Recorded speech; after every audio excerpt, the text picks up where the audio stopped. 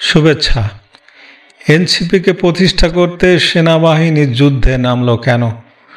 মুজিববাদের কবর দিতে March two Gopalganj যাওয়া ইউনূসের পার্টি এনসিপি মুজিববাদকে রক্ষা করতে উন্মুখ বিক্ষুব্ধ জনতার রোষানলে পড়েছিল।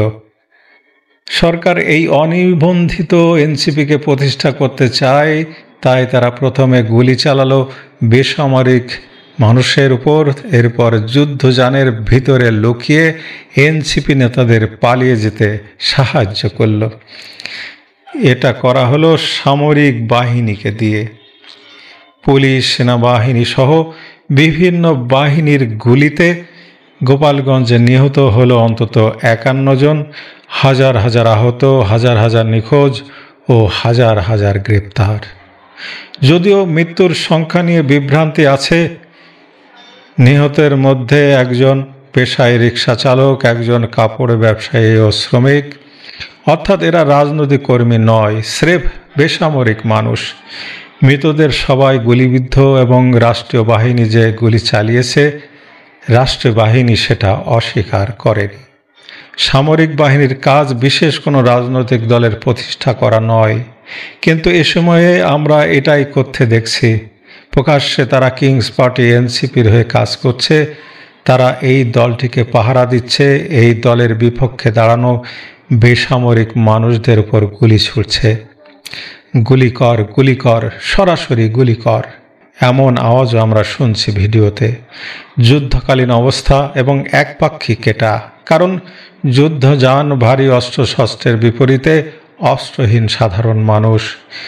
যুদ্ধং দেহি, সেনারা যুদ্ধে রত আছেন। সামনে যুদ্ধযান ও তাক করা প্রাণঘাতী অস্ত্র, পেছনে ধোয়ার কুণ্ডলী। যে কেউ এটাকে সিরিয়া, গাজা ভেবে ভুল করতে পারেন, কিন্তু এই চিত্র বাংলাদেশেরই। ওখানে রাষ্ট্রীয় গৌরবের স্বাক্ষর মহান মুক্তিযুদ্ধের মধ্য দিয়ে প্রতিষ্ঠিত বাংলাদেশ সেনাবাহিনী যেন যুদ্ধ করছেন।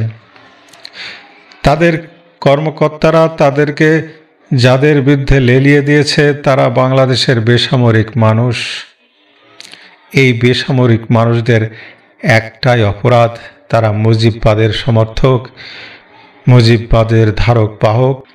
আজ যে মুজিববাদকে কবর দেওয়ার মিশনে সহায়তা করতে নেমেছে সেনাবাহিনী, তাদের প্রতিষ্ঠাও হয়েছে এই মুজিববাদের মাধ্যমেই। গোপালগঞ্জে যে সংঘাত হলো, একপাক্ষিক রক্ত ঝরল, তাতে যারাই নিহত হয়েছেন তারা বেসামরিক মানুষ। এটা কোনো দলের কর্মসূচি ছিল না, ছিল সাধারণ মানুষের স্বতঃস্ফূর্ত বিক্ষোভ। ওখানে কোনো দলের কোনো কর্মসূচি থাকলে সেটার রাজনৈতিক অর্থ থাকত, কিন্তু সেরকম কিছু ছিল না। আইএসপিআরের মাধ্যমে সেনাবাহিনী দাবি করেছে আত্মরক্ষার্থে তারা গুলি ছুঁড়েছে, কিন্তু বাস্তবতা বলে আত্মরক্ষার্থে গুলি ছোড়ার মতো পরিস্থিতি ছিল না। বিক্ষুব্ধ জনতা সেনাবাহিনীকে আক্রমণ করেনি, পুলিশকে আক্রমণ করেনি। গোপালগঞ্জে জনসভাস্থলে গিয়ে উস্কানিমূলক বক্তব্য দেওয়ার পর বিক্ষুব্ধ জনতার একাংশ তাদের ক্ষোভ ছড়িয়েছে সভা সমাবেশ ভণ্ডুল করে দেওয়ার মাধ্যমে। এমনটা বাংলাদেশে আগে হয়নি এমন না, কিন্তু এটাকে মানুষ হত্যা করতে গুলি করার মতো পরিস্থিতি ছিল না।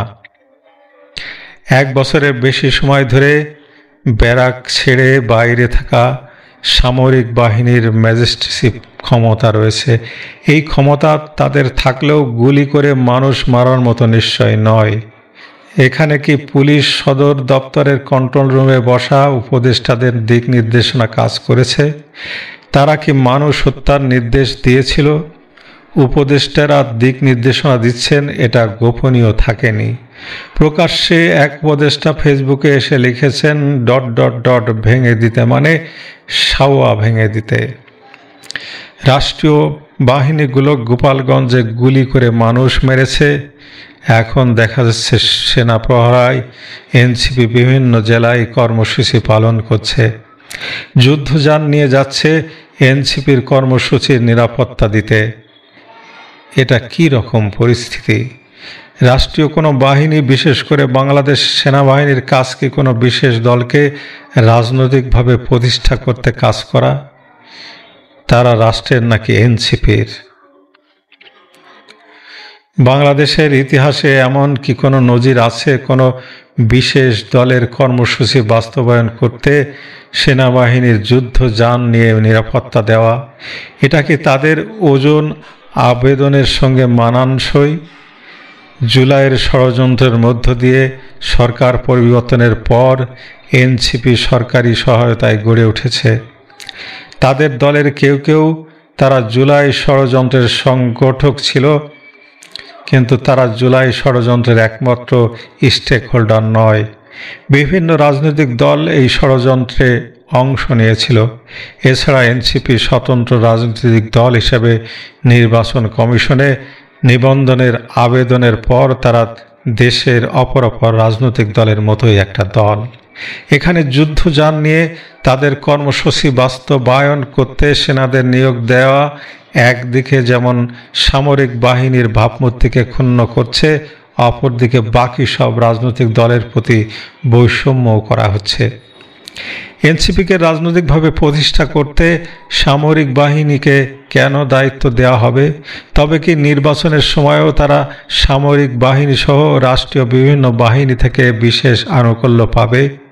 অপর রাজনৈতিক দল, বিশেষ করে বিএনপি, স্রেফ আওয়ামী লীগ ও গোপালগঞ্জবাসীর প্রতি বিদ্বেষ পোষণের কারণে সেনাবাহিনীকে রাজনৈতিকভাবে ব্যবহারের বিষয়কে আমলে নিচ্ছে না। কিন্তু এটা সার্বক্ষণিক অনুশীলনের পর্যায়ে যে যাচ্ছে না, সেটা কিভাবে নিশ্চিত হবেন তারা? একই পদ্ধতি অনুসরণ করে নির্বাচনের সময় সেনাবাহিনী সহ রাষ্ট্রীয় বিভিন্ন বাহিনীকে সরকার যদি এনসিপির পক্ষে কাজ করায়, সেটাই হবে সরকার ও একটি বিশেষ দলের লাঠিয়াল হয়ে কাজ করা। এইসব বাহিনী আর গণমানুষের বাহিনী নয়।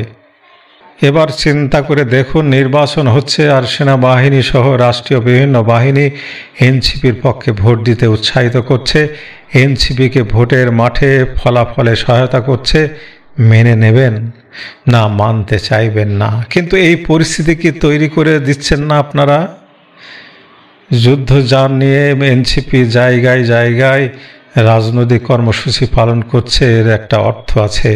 এটা একটা বার্তা দেয় মানুষকে। অস্ত্র দেখে মানুষ ভয় পায়, যুদ্ধযান দেখে মানুষের প্রাণবায়ু উড়ে যেতে আকুলি বিকলি করে।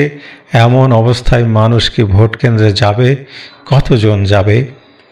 ভোটে যদি মানুষ না যায়, তবে বিজয়ী হয় অন্ধকারের আততায়ীরা। রাজনৈতিক ঐতিহ্য আছে যাদের, তারা অন্ধকারের আততায়ী নয়। রাজনৈতিক মাঠ দখল করতে যুদ্ধে নামে যারা, তারাই অন্ধকারের আততায়ী। এই পামরদের হাতে দেশকে ছেড়ে দেওয়ার আগেই অন্তত আওয়াজ তুলুন, রাষ্ট্রীয় বাহিনীগুলো কেবল রাষ্ট্রের। অন্ধকারের আততায়ী সন্ত্রাসী জঙ্গি গোষ্ঠী ও বিশেষ উদ্দেশ্যে গঠিত কারো নয়। ঠিক করুন লড়াইটা কাদের সাথে, আপনার রাষ্ট্রের আদর্শ কী হবে, নিজের পরিচয় ঠিক করুন। বাংলাদেশের পক্ষে হলে আপনাকে যদি আওয়ামী লীগ হতে হয়, তবে আপনি আওয়ামী লীগ। হয় আপনি আওয়ামী লীগ, নয়তো আপনি বাংলাদেশের পক্ষে নন। ভালো থাকুন।